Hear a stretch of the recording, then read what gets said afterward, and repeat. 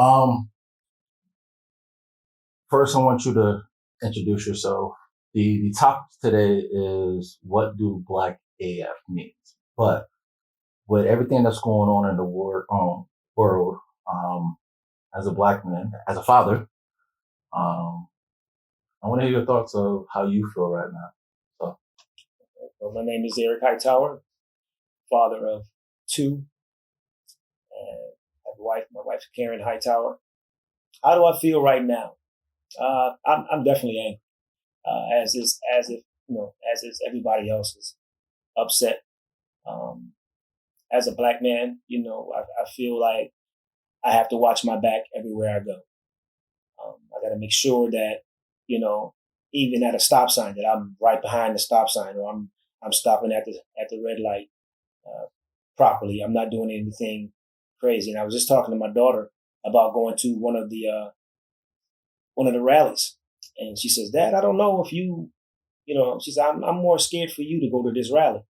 But in times like these, we need to go to these rallies. Our voices need to be heard. Our voices definitely need to be heard. And racism is a thing that's been with us for years and years and years. And it just seems like right now, a few people have woken up to this thing. A lot of I'm going to say it, a lot of our Caucasian brothers and sisters have just kind of just got up and like, well, wow, we have to address this. No, we should have addressed this a long time ago. But what's happening now is what happened 400 years ago is coming home to roost right now. And see, a lot of white people did not see what we went through and what we've been going through for years. Some of them seen it, but not a lot of them haven't seen it. And now they're asking the question. I have guys at my job asking me the question, are you okay? I'm like, no, I'm not okay, because this is not right. This is definitely not right. And I talked to some of my white friends, and I have white friends. I'm not prejudiced against any of them. And I told them, you guys don't see what we go through every day. And they said, well, why is that? Why are you guys so angry? What can we do? He says, you can't do anything because you don't walk in my shoes. You don't live in this skin. So you can't be like me. Well, can we help the cause? Well, you can help support, but you can't, there's nothing too much you can do unless you walked in this skin and lived in this skin, then you will know how we feel. But because of what happened 400 years ago, it's coming back now. It's coming back now. And you see the anger of this generation. And I'm going to say this. The chickens have come. I said the chickens have come home to roost. And I'm not against any cops, nothing like that. But if they don't lock these guys up, if they don't give if the main guy, and you know who I'm talking about, I don't even want to call his name. If they don't give him at least 30 years, and those other guys at least 8 to 10, you're gonna have to call the troops out of Afghanistan to come home, because the war that you're gonna be fighting is on your own turf. It's gonna be on your own turf, and that's gonna be a sad day. There's gonna be a lot of bloodshed if these guys get off. There's gonna be bloodshed in America. Mark my words. You guys, you think the pandemic is doing something right now? You think coronavirus killed a lot of people right now? If these guys get off, there's going to be trouble in America. And that's the trouble that you don't want. So they have to do something about these guys and put something in place for these police officers to get them right. I don't know if they need to go to school to get a master's degree, get a bachelor's degree on something, because some of these guys, they're just putting them in place, and they've been told to watch out for black guys. That's what they've been told. And I know that because I've heard that they've been told to watch out for the black man. Make sure that you get him under control. When they pull up to us, it's already heightened when they pull up to us. If we pull over, they pull us over, they are already told that, listen, okay, this is a black guy. They call for backup. It's already in their mind that we're going to lose our mind. It's already been told to them. So now they come to the car with all this with all this craziness, and then guys get out of line. And once guys get out of line, they call for backup, and now we're in trouble.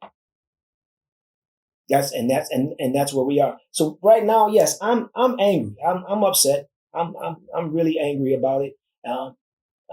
What we can do is more education. We got to educate people.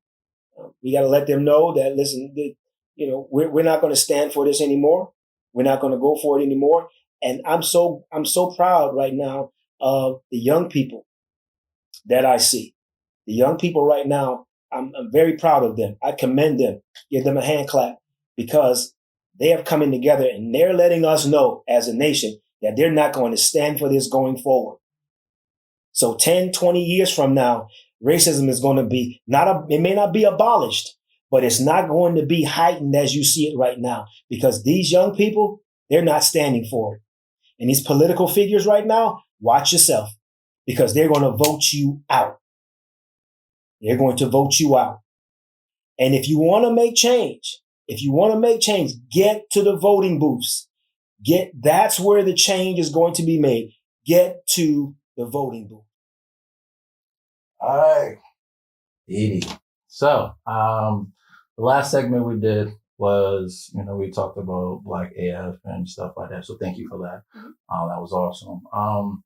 As a young Black woman in America, with everything going on, how do you feel? But before you get into that, there was a couple of things that me and you talked about on the phone a couple of days back. And one thing that you said to me that got me even thinking that you don't know how you feel, like you was numb. And I was right there with you. Like I was feeling the same way. Like I didn't know how to react. But then you went to go tell me about I guess a altercation with one of your friends, that you let her know that, it's not my fault that you are starting to wake up. Yeah.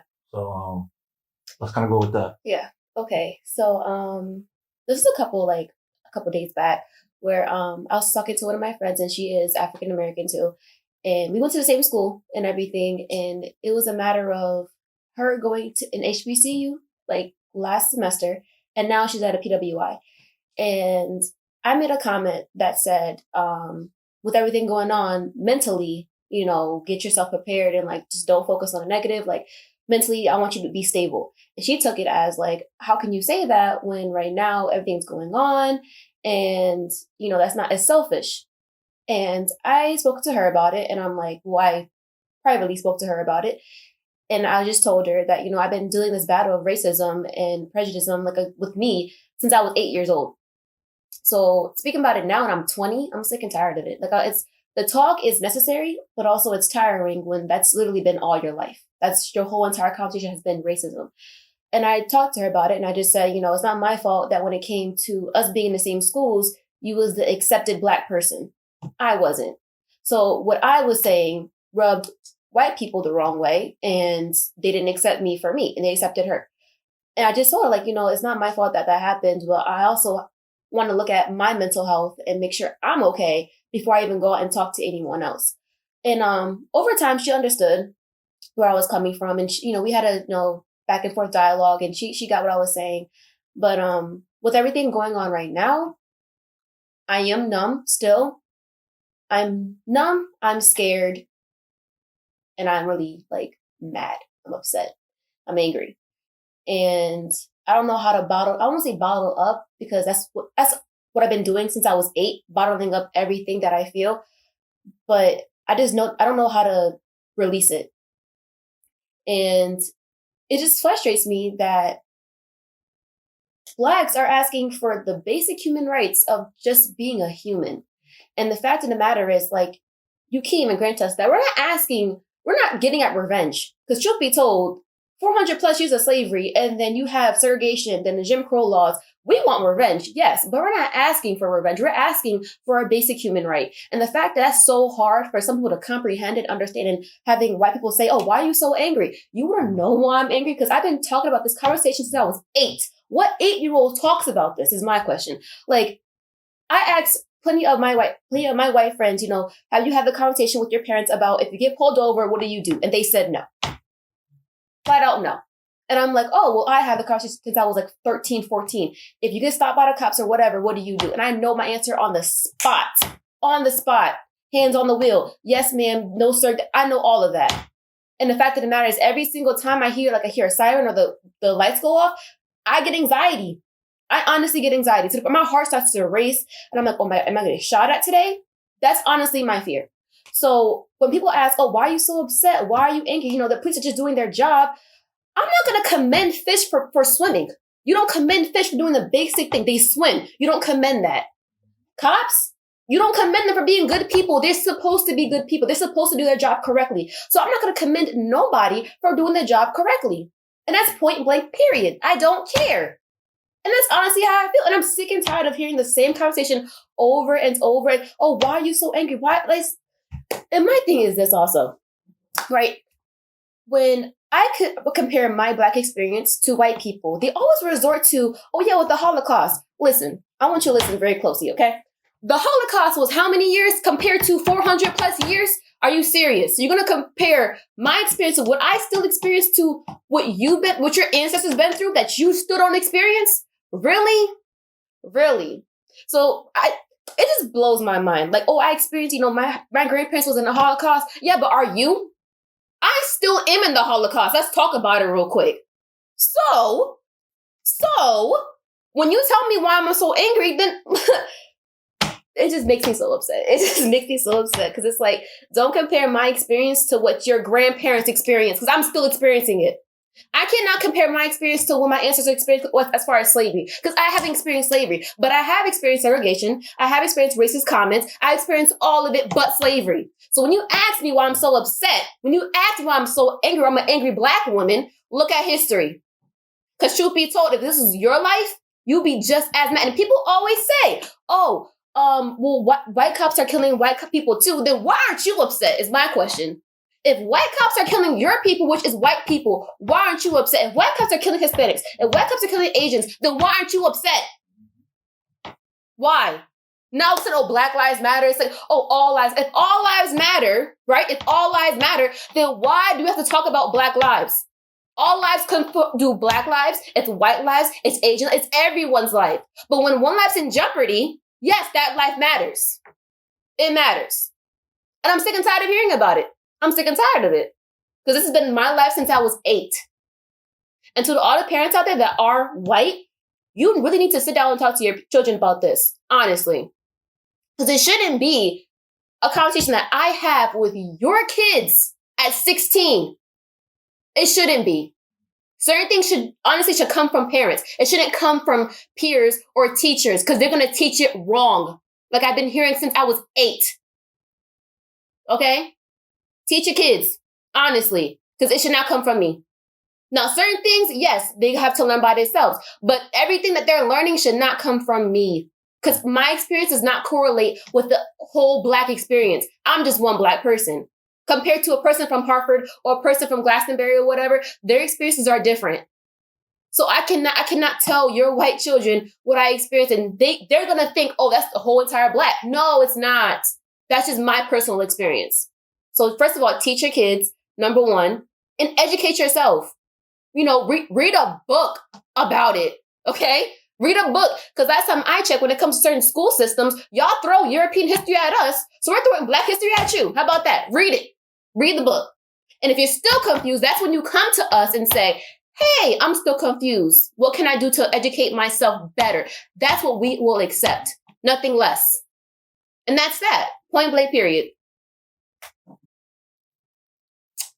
Hello, everyone. As you all know, the reason why we are here. And I am also, I'm not mad, I'm angry. I'm angry. I'm past 10, I'm past 20. I'm angry. And let me express to you, because I do not want to hear somebody say, oh, she's an angry Black woman. Let me tell you something. I am a woman, okay? And I'm angry to the fact of what's going on today. Today, we saw an innocent man being murdered on TV. That could have been my son. That could have been one of my family members. That could have been my brother. That could have been my daddy. And to sit here and watch that and people come and tell me, oh, yeah, I'm mad about it. No, you should be angry. That could have been my husband. Let me tell y'all something. Stop getting out of this thing where people are saying angry black woman. We're human beings.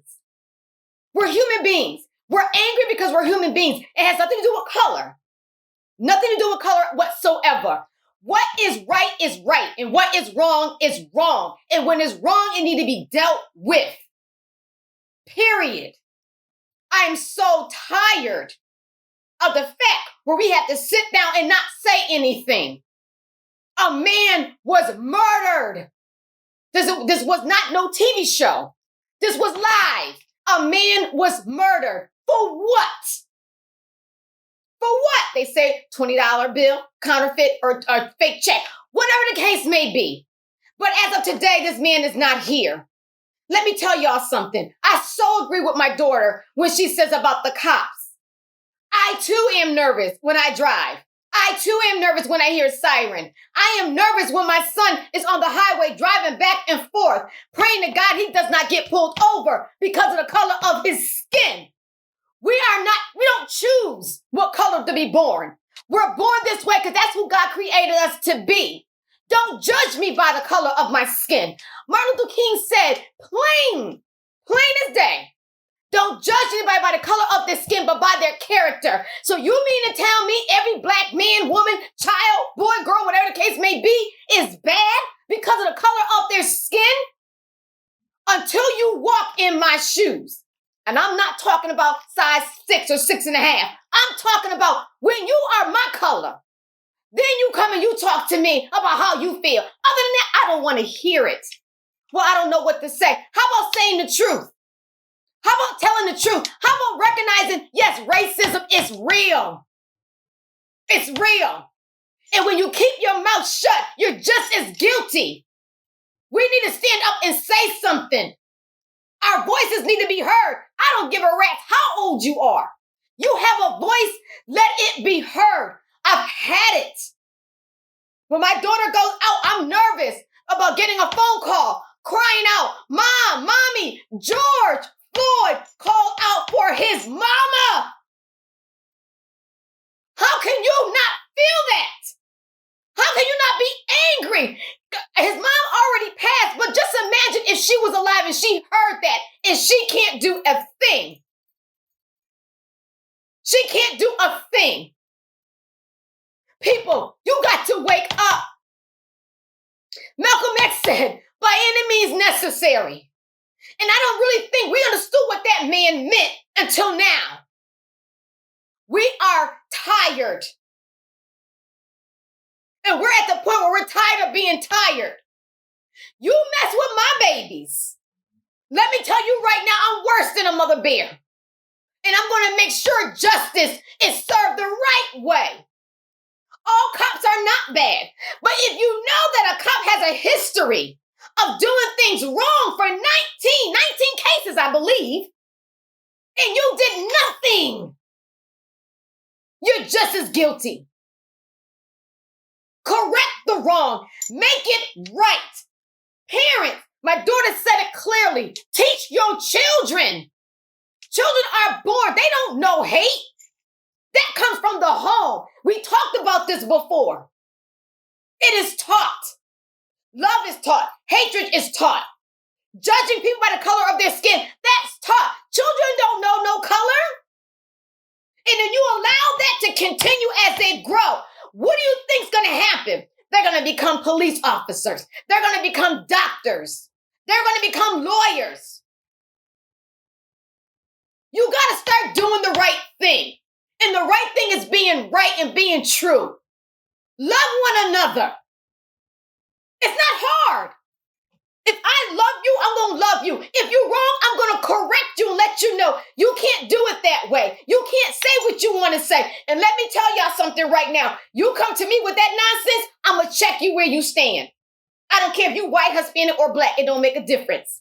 I'm going to check you. I'm tired of this. And it is the younger generation that is standing up. And I'm so grateful for that. They're the one that's going to make the change. But let me tell y'all something. Clean out your ears so you can hear their voice. Clean out your minds so you can receive what they're saying, the truth. And as long as you deny it, and as long as you accept it, you're just as guilty.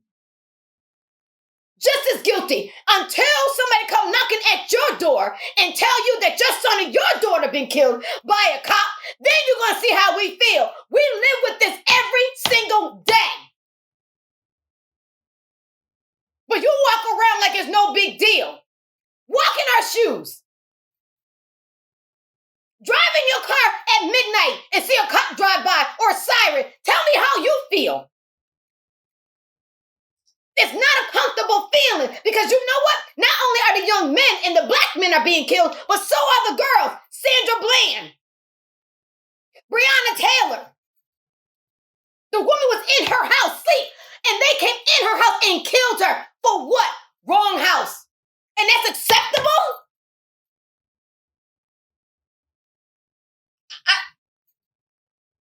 It makes my blood pressure go sky high because I'm tired of this. I'm tired of this. And if you feel you can't do anything to make a change, then move.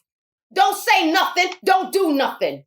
But the minute it comes knocking at your door, don't come seeking for support. Because where were you when we needed you? Where were you when we wanted you to go and help us protest? Where were you? Ask yourself that question. What change can you make? And whatever change you can make, then you come out and make that change. Do the right thing. Doing the right thing don't expire, y'all. There's no date when it expires. Doing the right thing is forever. And in case you don't know what that is, eternity, maybe you know what that is. Infinity, maybe you know what that is. But do the right thing. And it starts here. Make a difference. Do the right thing. I say thank you. Everything that you said, I felt their emotions. Dee, thank you. Karen, thank you. E, thank you. Everybody, this is Eric Hightower. This is the man that we've been talking about over the years, or months. I think I've been a year, almost a year. Has it been? I think so. Close to it, yeah. Yeah. We up to 5.6 thousand listeners. Wow. That's worldwide. That's not just in the United States. That's like all over. So I want to say, like I always do, thank you to these people and thank you to this man too, for being on just the show, just rocking with me through all these years. And thank you, viewers. Today's topic is Black AF, but it is in the light of Floyd. And we all are just going to powwow and see how everybody feel. I definitely want to go with E first. I want to, normally I pick on Dee Dee. So Dee Dee is probably happy that her dad's here. She's like, oh, thank God. The light's not on me today. But I definitely want to talk to E or have E talk to y'all and like really express on how he feels. Like I know myself, like I'm still numb. Like I know we talk like behind the scenes on like basically systematically being wired, and we was talking about like it's accustomed to see this, and for me it's like I know Dee Dee said that she experienced racism since she was 8, I believe. My first encounter when I was 10, and that's when I think I actually lost faith in humanity. Like I literally just gave up. Like if you can put a young boy in the back of a cop car, what else should you do? So why would I give my power to you and my trust and my love to you? And clearly you already showed me your cards. Like you don't care nothing about me. So why should I give you any type of sympathy or care? And then more along the years that things happen to me, and it just, I guess you could say, pretty much solidified the fact that I don't really have emotions to care. But then I know we talked in one of the panels, I don't know if I was actually born with that marker to care. I only care in a way that I know how to care. But then when I look at like Karen, like her emotion is like pure love and like protection. Dee Dee, oh my God, like that's raw on tap. he will die for his family. Don't get me wrong. Like I love my daughter to death. Like I will go hell and high water for her. But that's the only love that I know how to experience. Don't get me wrong. Like all these people on here, like I love them. Like they was my own. But I don't feel that. Like I don't know what that feels like. And I I look at y'all and I commend y'all because the fact that I am so numb, and I know me and you talked about that too, but you still got that raw, like you tired, like you like again, I I mentioned that word enough. Like you like at your match, like I'm tired. Like this is enough. Like I'm tired explaining it to y'all. Like it's over. Karen, I heard it. I felt it. Like the energy in the room. Like you know me, I can always feel your energy. Like it's on 1,000 plus. Like I feel it. And E, like you there too. I can pick up the emotion and I can replicate it, but it's not my own. Mhm. And that's something that I don't know if I was actually born with. I don't know if it's because I lost it when I was 10 or I just was not born with it. But I definitely want to talk to you as, one of the closest male role models in my life that even times when I need advice from my daughter, I come to you. Um, like, how did this like affect you, like just mentally? Oh, well, I mean, first, after seeing it, first I couldn't believe what I was seeing. Hmm. Start there, and I thought that maybe he would get up off this guy's neck and Okay. everything would be good. But then when he said he couldn't breathe, and after when they picked him up and his head dropped and he died right there, they're saying I guess he died at the hospital. What have you? I believe that man was gone before he got to the hospital. Hmm. And I said, I just watched a man die on a video on social media site. A black man die at the hands of a police officer again. And I thought, just like my wife thought, that affected me to the point where that could have been my son. I look at that because my son was racially profiled a couple of years ago when my wife had a new car. She had a Honda Accord. We had just bought the car, the white one. Okay. And he got racially profiled by this white police officer, a lady. She said to him, she pulled him over and said that his front headlight was out. Now, the front headlight is not out because it's a brand new car. So the headlight's not out. So that's number one. You racially profiled him. And then when she got his information, and I had told my son, I said, when the cops pull you over, keep your hands where they can see it. And keep your information right by your side in a plastic bag and then hand it to them and keep your hands back. And keep your eyes looking for. If they ask a question, yes, ma'am, no, sir. I teach them that because I don't want them to become, I don't want them to get hurt. Stay there. Even if you feel like you're being violated, stay there. If you got a camera or whatever, turn it on and get it going. And that way we can capture everything. But she racially profiled him. She racially profiled, and then she said, well, you're not from around here. And I said, no, ma'am, I'm not from around. She said, I can tell. Now I didn't know how to take that. What do you mean? Because he's black and you think he's from a different area? You think he's from the hood? What was that all about? That can mean anything. That can mean anything. But because he was driving a nice car, that in her mind that he probably shouldn't have been driving because he looked underage. She thought it was stolen. But mentally that had an effect on me, and it still does today. Sometimes I reflect back to that, and I'm like, you know what? It strikes me in a way where sometimes I want to do something. What? I want to lash out. Like angry. Yeah. I want to lash out. I want to fight back. See, I know how I am with my temper, and I have to. Personally, me, I have to take a step back and look at everything. Okay. Because I might go off. Okay. And see, I commend those people that didn't. I don't know if I was to say if I commend them or not. The guys that's holding the camera, and you're standing there and you're watching this guy die. And I know that there's 4 other cops, but I think I would have took a chance and bum rushed them people. And that's I feel that day because I analyzed that tape over and over. I know one thing and one thing only is to react in a situation that somebody's in harm. Yeah. That's always been one of my biggest problems. If I see anybody in harm, I don't know That- how to not react. Put myself in that situation. I know I would have blinked out and I would have reacted. Yeah. I would have, but I know everybody's not like me, and I know that my response is a lot different than everybody else. I don't know if I would be here today if Right. I was filming that, because I can test to my only response is somebody in danger. There Yeah. is a wire. Yeah. It turns off. Right. I go in. And see, to me, they ran into the wrong people. Mm. Because if they had ran into the right people, those people would have reacted. Mm. And four or five of those people would have bum rushed those cops. And Brother Floyd would be here today.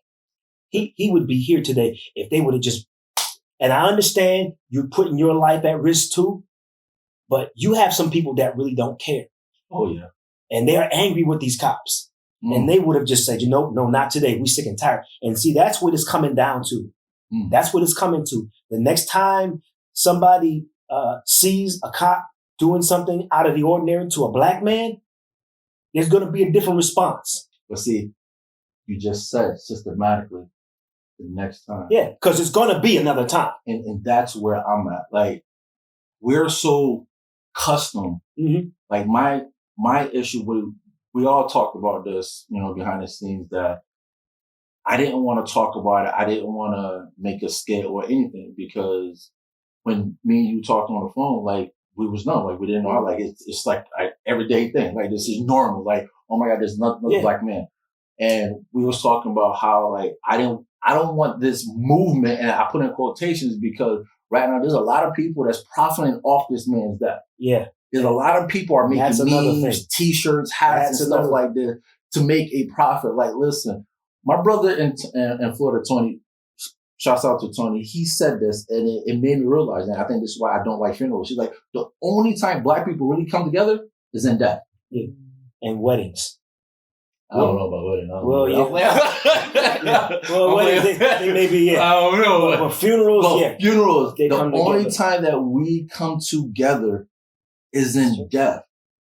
And like, when he said it, like, it didn't hit me. Just like when you said it, like, it didn't hit me till we hung up the phone. Like, yo, wait a minute. Mhm. Like, yo, I gotta take a step back. Like, the only time that we at peace, that we all see eye to eye, is when somebody died. But then right after that funeral was gone, we go back to the same lifestyle. Yeah. And this is where I'm at. Like, I went to the Glastonbury rally and I didn't know what to take from it. I'm gonna be honest. Like, I did not know what to take from it. I walked in there doing the fact that I'm an empath. I feel everybody's emotion. So that was 3,500 people's emotion bombarding me. I'm tired. Like, I am literally tired right now. I'm gonna sleep like a baby. I don't know tomorrow if I'm gonna wake up or not. Like, I am tired. Mhm. Like, it sucks. Like, I was in the middle, and the only thing I felt was like leeches. And I'm like, oh my God. But I needed to stay there. I needed to hear it. Mhm. But the only thing that was going through my mind was, is this really true? Is anybody there genuine? Or are they there because it's a movement? Or it's a thing? Right. It's a the thing. right thing to do And right some now. people are benefiting from this. They're trying to just put themselves out there. They're just trying to be seen on TV like this is a game. This is not a game. And I want to say to my white brothers and sisters, listen, stop holding up Black Lives Matter signs and going and destroying stuff in the name of Black Lives Matter. Mm. Cut that mess out. I saw in East San Jose, California, on the highway, people holding up Black Lives Matter sign, shut down the highway, smashing people's cars, and they were all Mexican, Latinos, and white people. And they doing it in the name of Black Lives Matter. Do not, I say it again, do not do that, because you make the movement look bad. You make us look like we're terrorists, and we're not terrorists. And I also want to say to people that think that we're burning down our neighborhoods, we're not burning down our neighborhoods. We're burning down the stuff that you put in our neighborhoods. Mm.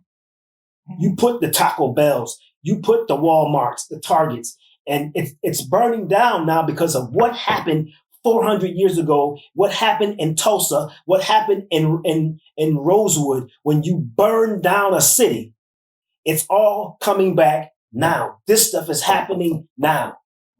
So you reap what you sow. If you sow corruption, when that corruption grows up, don't be angry when it starts attacking you. Yeah, it's true. Now, I want to jump to you, Didi. You had a lot of emotion, right? You Yeah. there. How do you feel living in these times? I don't feel any type of way, honestly. This is my life. I don't know a life where it's like I haven't experienced racism. So again, like Okay. I'm numb to the feeling, but also I'm sick and tired of having the same feeling. And like I said before, I'm not going to commend fish from swimming. I'm not going to commend police officers to being good officers. Like we shouldn't have to commend that. That should be a given. You know, like when it comes to firemen or like EMTs, that's training. They go through severe training. They go through, as far as studying, it's a lot of things going on. It's sad that I can apply to be an officer right now and get in the academy in 6 months. That shouldn't be the case. That shouldn't be a thing. But you literally have to train firemen or women to do all this to extinguish a house. But you can't have the same, resources to make these women and men go through a more challenging process to be a police officer. Right. I don't understand it. And I know me personally with like my brother, he's been put over and I've been put over before. And I was in my mom's car actually. This is during was it some UFC fighter? I forgot his name. He's an Irishman. McGregor? Yes. It was for some reason when you said him like McGregor. Yeah. like literally like McGregor, like, oh yeah. Yeah, it had to be McGregor. He was fighting the Russian guy, I forgot his name, but anyways, the point is Doesn't matter. It doesn't matter. But we was going to Buffalo Wild Wings, and this was in like Windsor or something like that. And I got pulled over, and I was driving, and my friend, which is the black male, he's like 6'4", in my passenger seat. Then I had people in the back. We were all black. So getting pulled over, my hands were shaking. And then my friend beside me, he was like, calm down, it's going to be okay. And I'm like, I'm going to die.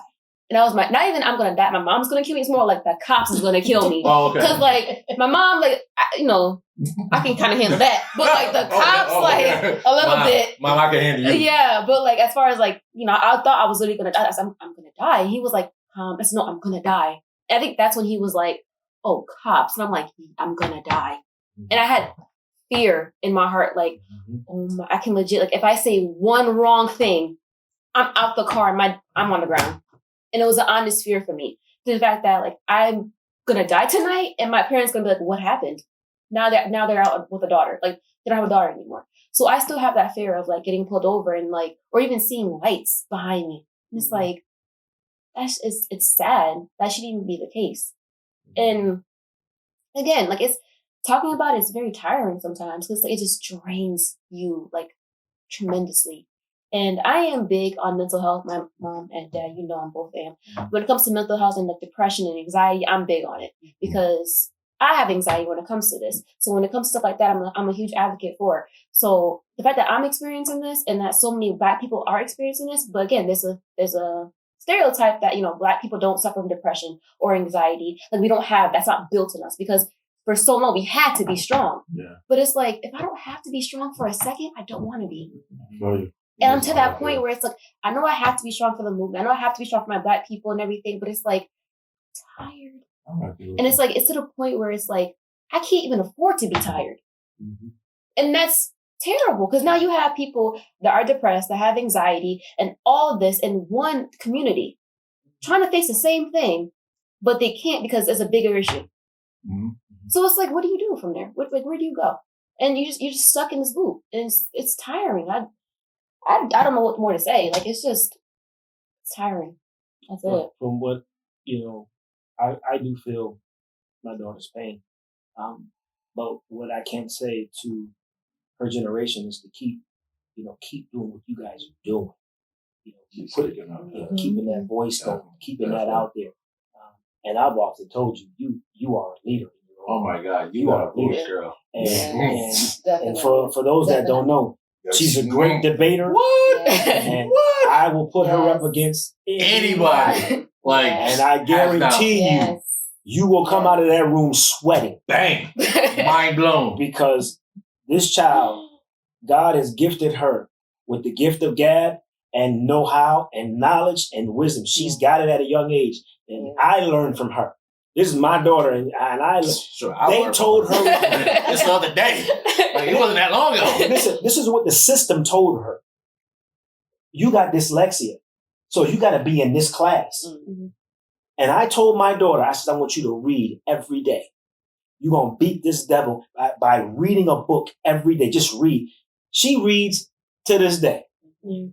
And ever since she's been reading, she got out of that dyslexia, and they tried to keep her there. Mm. They tried to keep her in a box. It just goes to show you when we talk about systematically. Mhm. Once they think you're that way, you're supposed to be that way all the For the time. rest of your life. Yeah, they want to keep you in that box. And you're like, no. And she told the teachers, no, I don't want to be in that class no more. I'm smarter than that. Mm. Then she went to the honors class and proved them wrong that, hey, listen, I'm smart. I had to fight for that. And It she had to push for it that. wasn't even like I want to do AP classes. It was more so my counselor and I literally was like, she's going to do it. Point blank, period. It wasn't, and the fact of the matter is you have to be recommended to get into AP classes. So I had to have, in certain categories, I had to have A's and B's. So when it comes to history, I love it. That's Mhm. my Yeah. subject. Don't mess with it. History and English, I love it. So I had to fight just to get AP English, AP Mhm. history, and fight to get AP psychology, and then fight to get AP human rights. Mhm. Like, it shouldn't be like that. No. And I said it before, even in my high school, like, why is it that when it comes to AP classes or higher advanced classes, you target mostly white people? Black people are just, or not even black, Hispanics, blacks, any minority is just as smart Right. as white people. Right. Why do I have to fight Right. to prove to you how smart Right. I am? Right. Because just like what they did to George Floyd, when they got their foot on your neck, they want to keep it on your neck. And even though you grow past that, they always look at you as that type of person. And that's the system. Label. Yeah. They label once you're labeled like that, you stay like that. You're not supposed to grow. You're not supposed. But she grew, and I thank God that she grew. And I told her, I said, I want you to read, and she would cry. She would be crying and I'm looking at her. I'm like, baby, listen, dry your tears. I'm crying with you. Dry your tears and read. Just read. And she did that. And I commend her for doing that because now look where she is. And I commend any child. I don't care if you're black, white, Asian, or orange. Well, not orange, but orange. Well, we do have orange. I mean, like orange, or like, Yeah. like We do tan. better. Like we, tan. we got one orange person Yeah. Okay. I'm like, Yeah. with yellow hair, look Yeah. like Dorito. yeah, Doritos. Cheese sauce. Yeah, he is not smart at all. So we won't even go there. Yeah. Right? But your generation needs to vote Yeah. and get people like that out, and they are never to return again. That's what your generation needs to do. And then I don't care if they are black, white. I'm speaking in generational terms right now. We're not talking black and white and Asian, because I mean, with your generation, it's everybody. Mhm. It's everybody. If they can do right, get them together and vote. You guys I can't stress it enough. If you are 18, you need to be registered to vote, because in order to make change starts with you. It starts with one individual, and then it catches on like fire. Yeah. Man in the mirror, Michael Jackson. Yeah. You definitely, if you want to change the world, you Change can't yourself. run out there and try to like scream at people. Mm-mm. Start with yourself. That's what Like, Biggie said. Every We can't voice change the counts. world unless we change ourselves. It's And true. that's what I said during was town hall. It was 2018. I spoke for town hall, and I'm just saying, like, you want to change the world and everything, but start with our communities. Like, again, like some people label as white communities, oh, they don't have any problems, but yeah, you have black people in this white community. I'm one, for example, like to the point where when it comes to student body, I'm 9% of the student body, and that's minority. Never mind black, but I'm 3% of black, of like that black community. And when it comes to whites, it's much more, or even white teachers, stuff like that. It's just like you have to have more representation. I do believe that, yes, but it's just a matter of like you got to start within yourself. And I think I started fighting, not for myself, but also for my community, was when I was a senior in high school, because that's when I had a lot of challenges brought against me because I wrote an article in the school newspaper about 13 steps to fit into Hall High. And it got a lot of backlash because I wrote it for Black people. Black people coming in, this is how you act. You don't act any different. One thing I said was, if you wear a do-rag, don't do it. It could be a gang sign, and it's true. They have pointed out people and suspended people because they're wearing a do-rag, which truthfully, it gives you waves. There's no gang related to a do-rag. It just gives you waves. That's what that, and that point there, that's when we talk about educating. You know what I mean?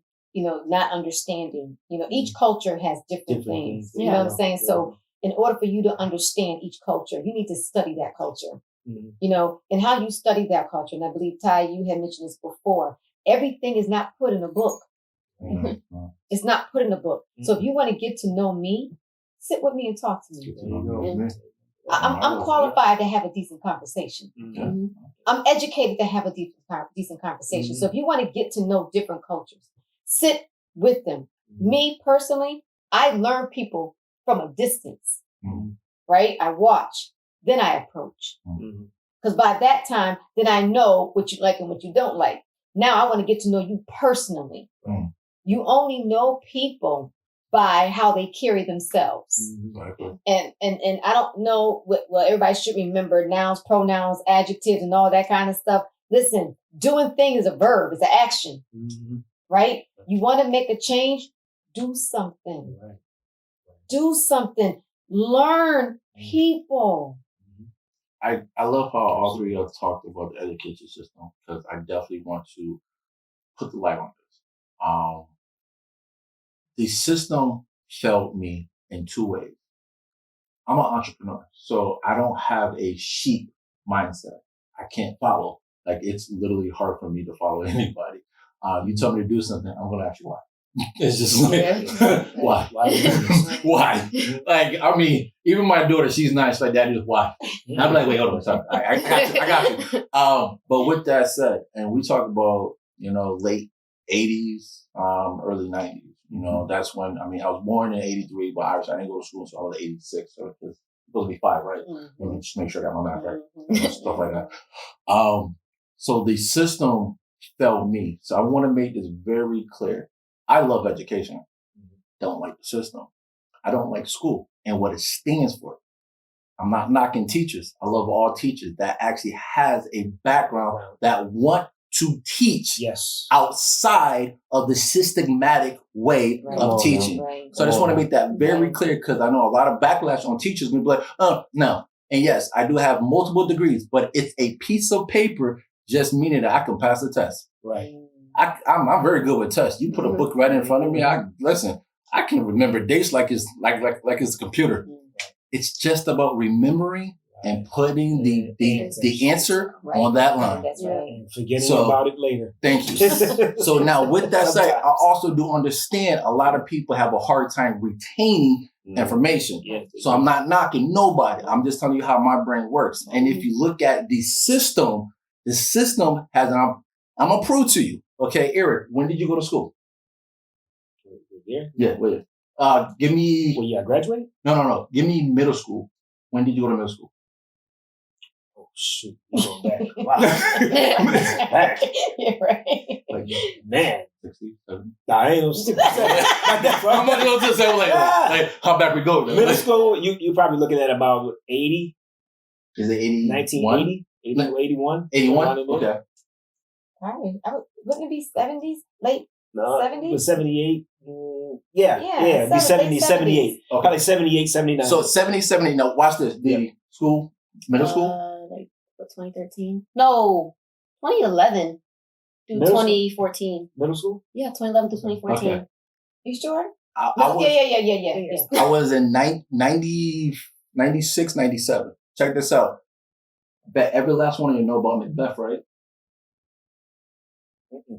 Oh, sorry. Okay, that was wrong. They don't know about Macbeth. That was a wrong analogy. Okay. Okay, screw Macbeth. I'm a I know reader. the story. Love poetry. Sorry, I just picked Now you Macbeth. said Winston Churchill. Churchill. That's different. Oh Okay, yeah. Okay. Do anybody know about the signing of the Declaration of Independence? Yes. It was free in 1776, right, or something like that. Boston Tea Party. Yeah. Okay.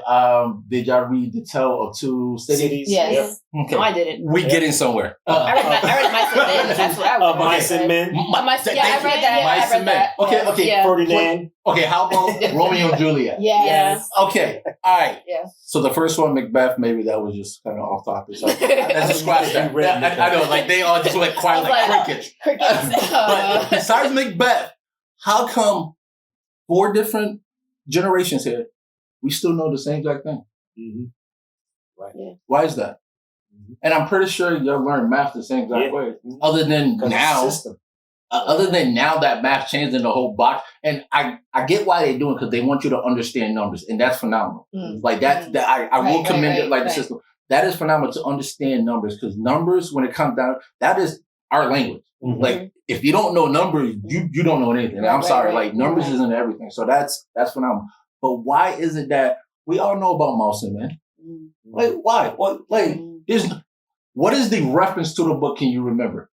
Oh gosh. Exactly. But all I know is the fact that it was a really tall guy that had a disability mentally, right. And he had a friend, and the friend shot the big guy. Yep. That's about it. And it was a guy that was black, and he was like a nobody in a sense. Yeah, that was So- ninth grade. long That time was ago. ninth grade. ago. But see, A long time ago. the whole premise of that book was basically racism at its core.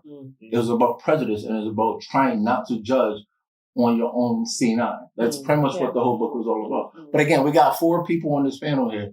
We all know about Mouse and Men. Talk about 90s, 2000s, 70s, and 80s. Like, come on.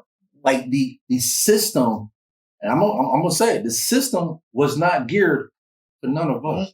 Because you give us, February? And technically, y'all didn't give us February because I believe you actually sent me the person that actually made up Black History Month. So technically, it was an actual Black man that actually wanted to do that. So hats off to that because I was under the impression that the system gave us Black History Month. We gave ourselves that. We did that. So we need to do a better job on trying to push more of our history into the system. I'm so glad you said Okay, because that's what's important. So that's bringing me back to what I wanted to say that the system showed me.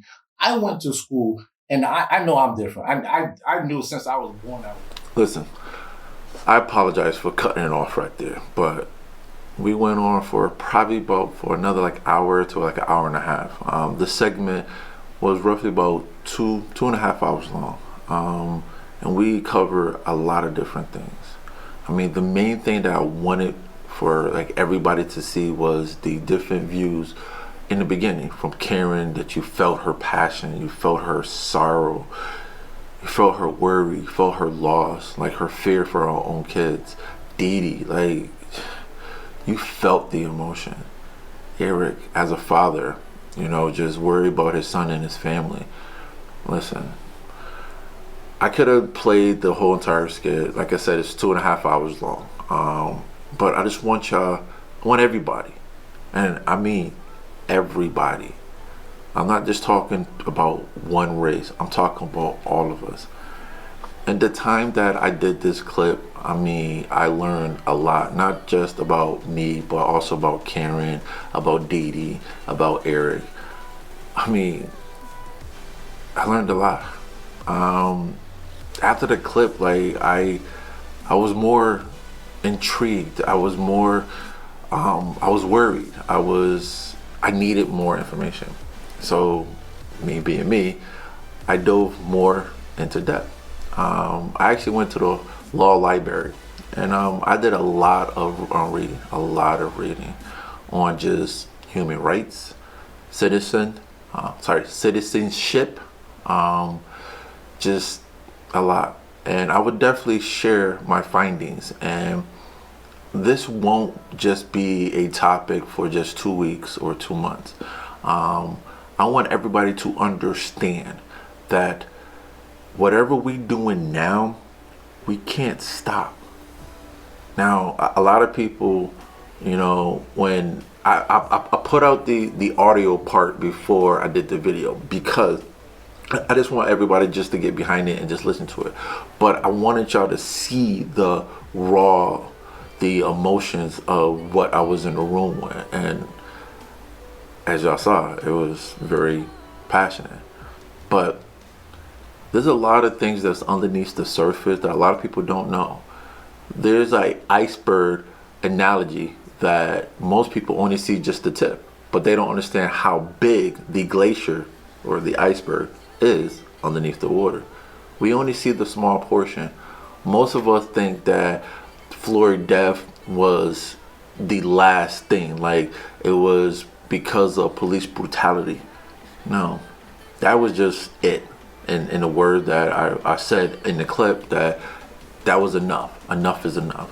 My argument is that man should be living to today. This should never happen. Enough was enough a long time ago. And I'm not making an excuse and say like I get it why people took so long to catch up. No, I'm gonna put it out there. Some people are just ignorant and afraid and don't want to get outside their comfort zone because it's uncomfortable. Even if you know that something's wrong, if you don't stand behind and say something, you're in the wrong. Listen, a lot of people out there have a voice, have a platform. If you are preaching about change, if you are walking and protesting, but as soon as you get done, you go right back to your cushy lifestyle in your nice house or wherever you at, that is not in the forefront of what the big issue are, you're the problem. If you talk about change, change comes with actions. And I'm gonna say this as loud and clear. I don't fucking care about words. Show me actions. I mean, I'm so for Malcolm X. He was an action taker. I'm not knocking Dr. King. But just like my tolerance can be so much, back then in the 60s, I'm pretty sure his was too. So I'm saying, for me, don't fucking tell me about what you are doing. I don't give a fuck what you are doing. You better show me what you're doing. If you sorry, by all means, keep that at home. I don't want to hear sorry. I don't want no hug, and I definitely don't want no sympathy. I want understanding. I want you to educate yourself on what's going on. And if you don't know how to educate, trust me, you could find somebody to educate you. I'll be the first one to educate you. And you will feel uncomfortable. But guess what? Just like I've been uncomfortable for the last 36 years of my life, I'm pretty sure that you can endure a good couple of minutes or hours of being uncomfortable. And this is where we are. A lot of people don't want to be uncomfortable because guess what? It is uncomfortable. But take your personal opinions and push that shit to the side. If you want to make change, this is how we do it. We can't stop. We got to keep going. Now, before I cut out or before I let this, clip in, I'm gonna show you one more clip of Didi. After we got done, I wanted Didi to say a few words real quick, and after that, that's it. And then the next segment that we're gonna do is called Rebuilding, and there's a lot there. There's a lot of things that I'm gonna be saying in the next couple of weeks, next couple of months, because I want people to understand. I want to use my voice. I mean, I don't know if I'm going to make a difference. I don't know anything, but I want to do my part. Like I said, I'm not just talking. I'm actually taking action. I can sit back and twiddle my thumb and pretend like nothing's happening, but that'd be a goddamn lie. I have a daughter that eventually she's going to grow up and live in this world. And just like Eric and Karen was worried about her kids, I don't want to have to worry about my daughter when she goes out into this world. She has enough problems that she has to deal with just being a woman, and a biracial woman at that. I don't want her to have to go through more trials and tribulations just because of the goddamn color of her skin. So, before we cut out, listen to what Dee Dee have to say, and please make sure you hit that subscribe button.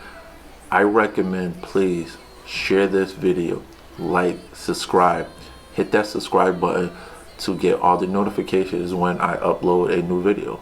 So, just stay tuned and listen to Dee Dee. So I just want to say that again, I stressed about white privilege before, and it, like I said, it is a thing.